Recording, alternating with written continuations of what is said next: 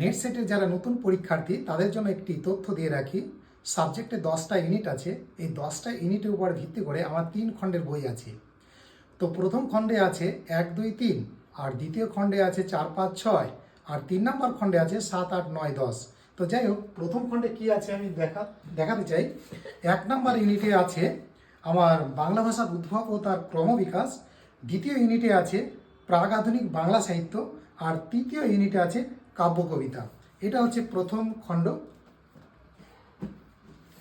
2 নম্বর খণ্ডে আছে ঠিক তারপর 4 থেকে 4 নম্বর ইউনিটে আছে নকশা ও উপন্যাস। 5 নম্বর ইউনিটে আছে ছোট গল্প।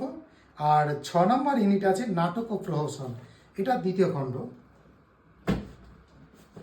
আর 3 নম্বর খণ্ডে আছে 7, 8, 9, 10 ইউনিট, অর্থাৎ 4টে ইউনিট।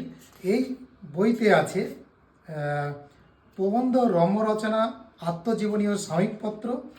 আর 8 নম্বরে আছে রবীন্দ্র সাহিত্য। 9 নম্বরে আছে ছন্দ অলঙ্কার। 10 নম্বর আছে ভারতীয় পাশ্চাত্য কাব্যতত্ত্ব। এটা 3 নম্বর ইউনিট। এই 3টে বই ফলো করলে